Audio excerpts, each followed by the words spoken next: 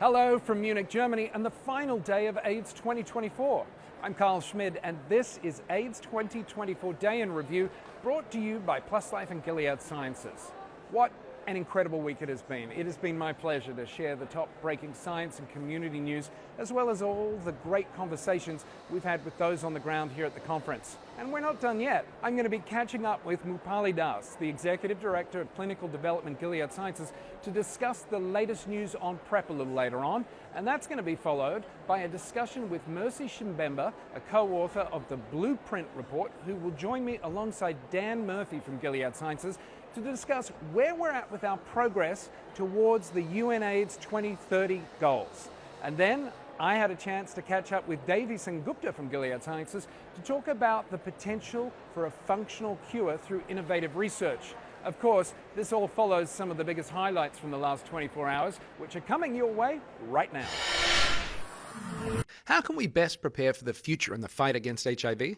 Melanie Ott from the University of California, UCSF, addressed this question and others in a plenary session this morning, along with others, looking at being prepared for the future.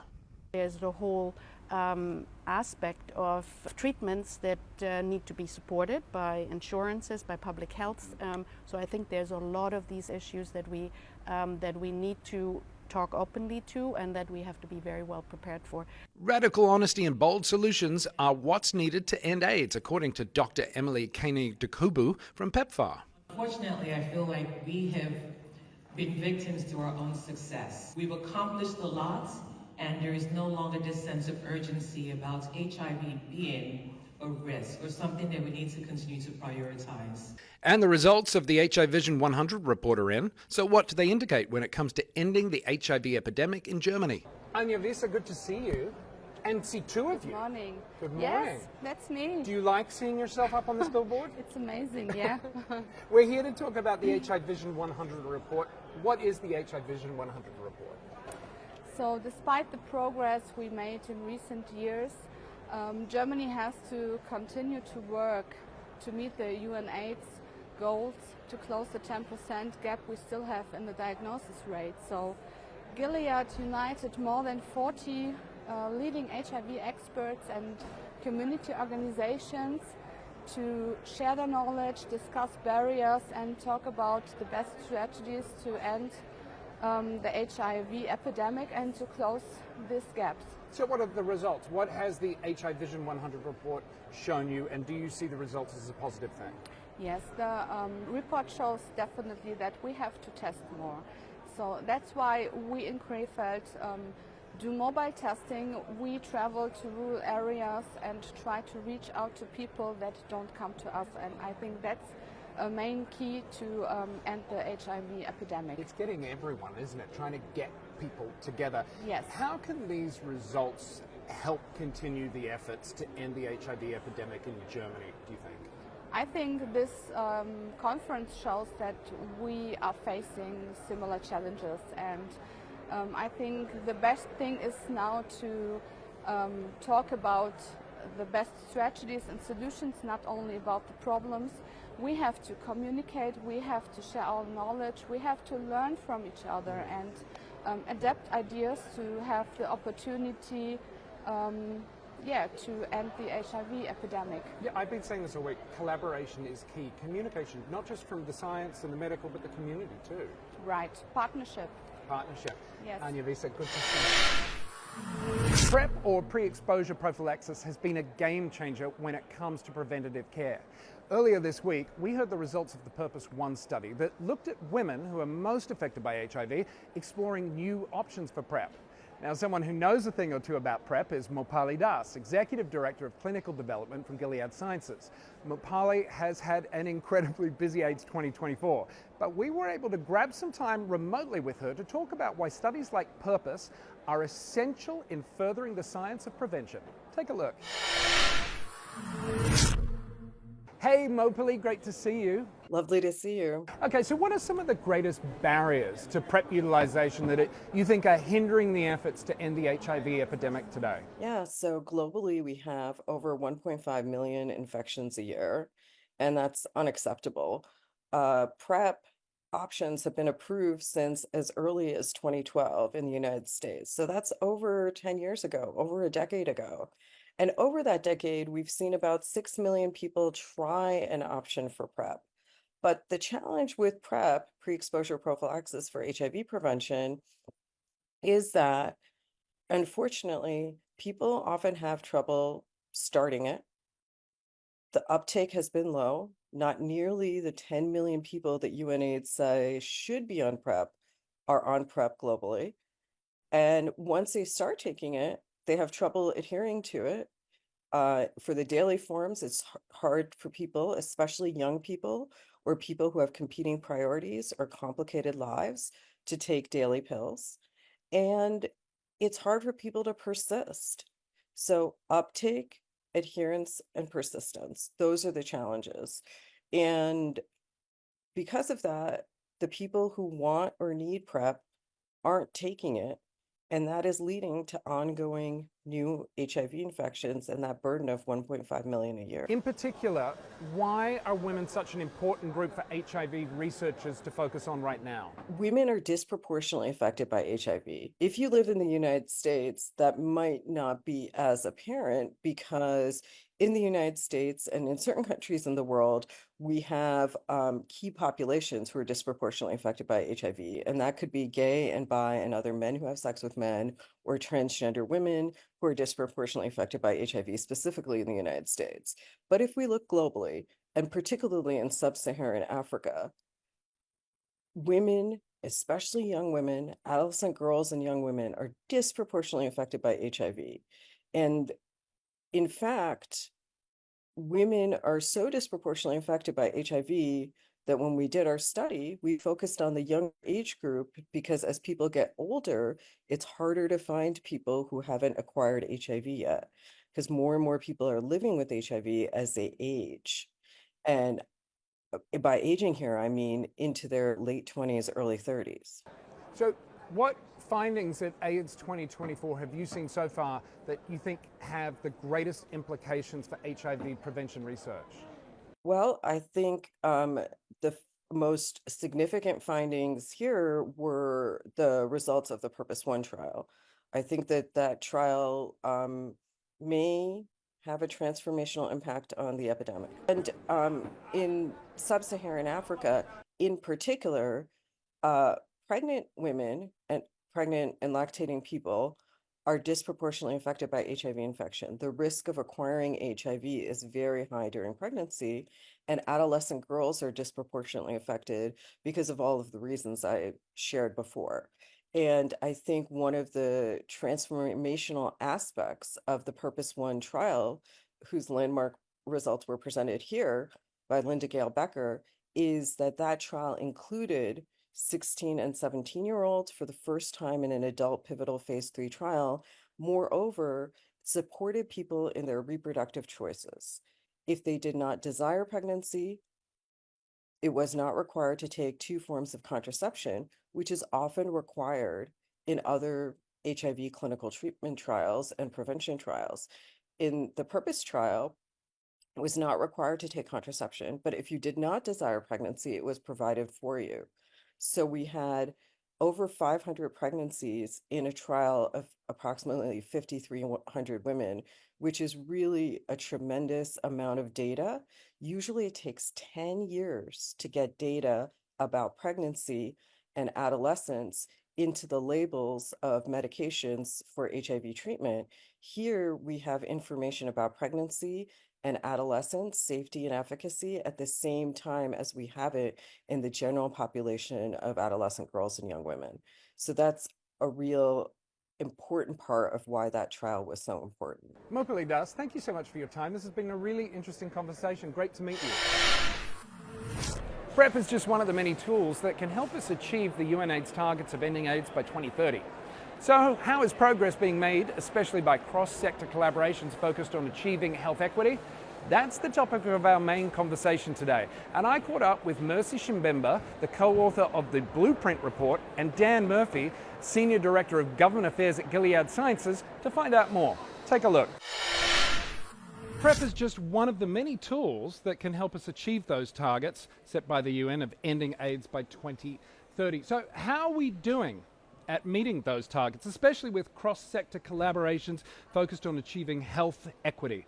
That's the topic of our main conversation today, and joining me is Dan Murphy from Gilead Sciences and the lovely Mercy Shimbemya.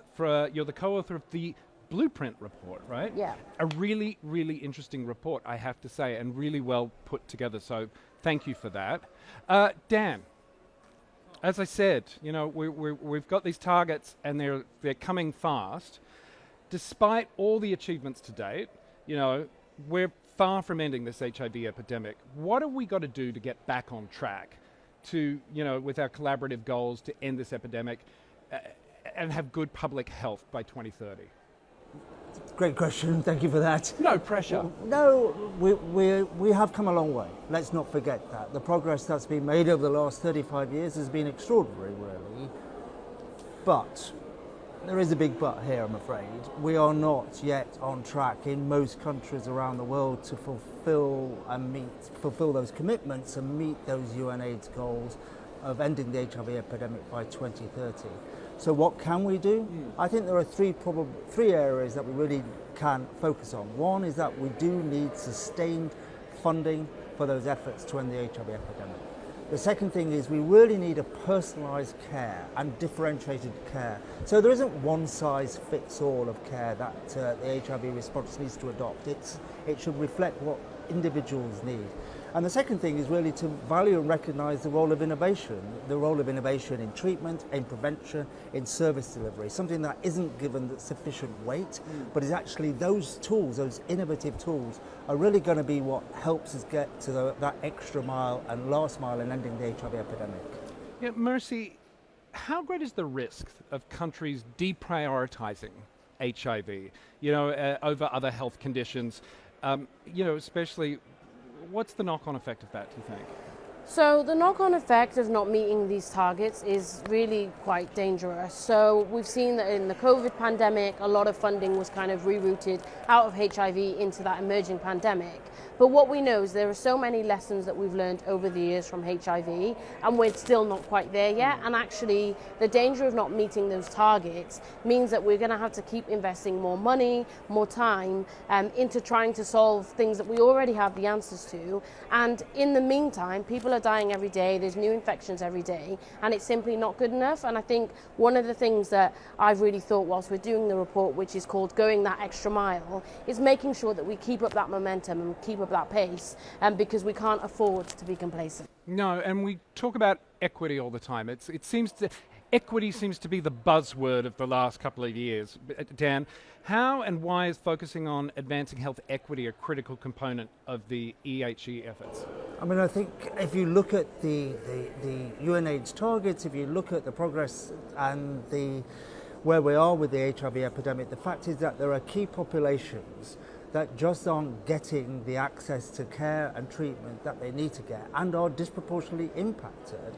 And frankly, we're also seeing in country after country the legislation or policy which is discriminating against some of those key populations, which in itself is then inhibiting their access to prevention, to treatment and to services. So until we break down those barriers to care that those key populations are suffering from, we aren't going to reach those efforts and those goals to end the HIV epidemic. Yeah, and as I said, it is those goals are really fast approaching, Mercy. What more should public health leaders be doing to help us hit those targets? Yeah, so in the report we identified 4 priority interventions to help us to reach those targets. So number 1 is about increasing funding for PrEP. We know that PrEP works, we know that it's a great tool, we know that when people have the choice and are able to access it, that they can successfully remain HIV free, and that's a really critical part. We know that an opt-out approach is really important, so having a neutral approach and testing as many people as possible in things like accident and emergency departments is a really key step towards meeting those goals. We also know that HIV care beyond the traditional settings that we have, so going back to that differentiated service delivery, will help us to meet those targets. And finally, we know that we need to define and properly measure quality of life for people. So there are so many people who are just surviving with HIV, and actually what we need to do is think about a world beyond that where people are really enabled. Yeah, and what would you say society's main actions, the everyday person's main actions, to get involved if we're going to do this? So one of the things we identified was the role of stigma and how that really impacts all of these interventions. You can have an amazing clinic that has, treatment and prevention services, but if people are too scared to walk through the door, then that is a huge barrier. And so I think one of the critical things that I would say to people in the general public is educate yourself about HIV and make sure that stigma can be eradicated, because only without stigma can people truly feel enabled to access everything that they need throughout the care cascade. I say this all the time. HIV isn't killing people. It's stigma. It is stigma. Stigma is what is the policies. It's controlling everything. Dan, Mercy, thank you so much for your time. This is a really insightful conversation. Appreciate it. Thank you so much. Thank you so much. Now, as we wrap up our time here at AIDS 2024, I was curious about the potential for a functional cure through innovative research. Fortunately, I was able to catch up with Devi Sengupta, Executive Director of Clinical Development, Virology from Gilead Sciences, who was able to give me an update. It is nice to meet you, Devi. Very nice to meet you. Welcome to the conference. How has it been thus far? Thank you. It's been great. I'm only a few hours in, but I'm already really just excited about seeing people, hearing the latest science, talking to community. So it's been great. Well, thank you for making the time, because I know Thank you're you. busy. This might be a very broad, big question. And I think it's important to try and talk about this in the most plain people talk as possible for our audience. Why is curing HIV so complex? So that is a great question. And let me just start by saying that it is very complicated, and we at Gilead, and along with our partners, are totally committed to trying to get there as soon as possible. It is aspirational, but we think it's part of the way that we're going to get to end the epidemic. So no matter how challenging it is and how many roadblocks there are along the way, we're going full speed ahead. So the reason that it's so complicated is because this virus, it's a retrovirus. Once it infects a person and gets into their cells, their T cells, it integrates into the person's DNA. So it becomes a part of So it's part of my us. DNA Yes, now. I've got it. yes. It's become part of me. Yes, it goes right in. And then once somebody starts antiretroviral therapy, that reservoir that's formed by that virus that establishes itself is pretty much there for life. And it can be quiescent or kind of just latent while people are on their antiretrovirals, but they have to take them for life. And as soon as somebody stops taking those medications, the virus comes roaring back and is detectable in the blood. So, and while it's in that kind of latent or dormant phase, it's pretty much invisible to traditional antiretrovirals and to the immune system. And so that's what makes it really hard to target and clear out that reservoir. Okay, so what is Gilead's approach then to cure research? So we've been working on cure for more than 15 years now, along with multiple partners from different sectors. And the way that we are approaching it, just to kind of simplify a very complicated concept. Please. Can I just say, as someone living with HIV, right, Yeah. I want to know all of this stuff, but I sit with my doctor and it comes at me in such technical jargon that I zone out, and I feel like I'm being irresponsible as a person living with HIV, because I feel like I should know this, I should educate myself, Right. but it becomes, because it's complicated stuff. So I appreciate you doing it as simply as you can. Absolutely. And I think, honestly, it's the responsibility of all of us, people living with HIV, people who are working on interventions, people who are trying to bring medications to the right places. All of us need to try to understand the basics of it, but it's not straightforward. So what we're trying to do, our simple framework really is, so we talked about the reservoir. So targeting that reservoir, reducing it, trying to clear out as much of it as possible. And then I'll get into some specifics. So clear and control. That's our kind of like little mnemonic or kind of framework. So clearing the reservoir, and then whatever's kind of left over, because we may not be able to get it all in one go, trying to control the rest of it, harnessing the immune system. So we have different agents in our pipeline that kind of fit into those two different categories, things like monoclonal antibodies and then therapeutic vaccines. Those are two examples from, or one example for each of those two categories. And the key is, how do we combine those things safely, number one, and effectively? How do we measure success as we're developing these agents in a responsible way in clinical trials? Okay, so then what's on the horizon as far as an HIV cure research, and how do we get to that next milestone? Sure. So what's on the horizon is basically getting to bringing some of our partnerships to fruition and getting clinical results. And at the same time, our colleagues in the lab and our collaborators in the lab who are working with cell culture models and non-human primate models, animal models, are working on kind of the next generation of agents. So we have clinical stage assets, and then we have things coming along in the preclinical. And we're making I would say each year, each month, we're making incremental progress, and we learn a little bit each time we run a trial or an experiment in an animal model. And then hopefully we learn along the way and get to that final solution. But it's going to be something that takes a lot of will from people around the globe and patients. Right. What does a world without HIV look like? I mean, that's an amazing world, right? It's something that we would all love to see happen in our lifetimes. And for us, the way that we think about it is, a world without HIV is one in which people don't have to take lifelong medications anymore. There's freedom from stigma that some people may face, and really just freedom in general. I think that's the word that comes to mind when I think about a world without HIVs. Giving people options and eventually giving people freedom. I think giving people hope is really important too for those of us living with HIV. Absolutely. Are you hopeful? I'm very hopeful. I'm absolutely hopeful. And I think when I come to congresses like this and I see that it's not just us working on this, but people all around the world, again, from lots of different sectors, and there's this sense of mission and passion for this, for finding an HIV cure, that gives me an immense amount of hope. Thank you for your time. This has been great. Thank you so much. Some really amazing progress being made, and what an incredible week it has been here in Munich for AIDS 2024, and what a privilege it has been to bring you AIDS 2024 Day in Review, brought to you by Gilead Sciences and Plus Life. I'd like to thank all of my guests, the incredible attendees and contributors to AIDS 2024, and you for tuning in each day. If you've enjoyed our content over the past 5 days, feel free to like, follow and share Plus Life.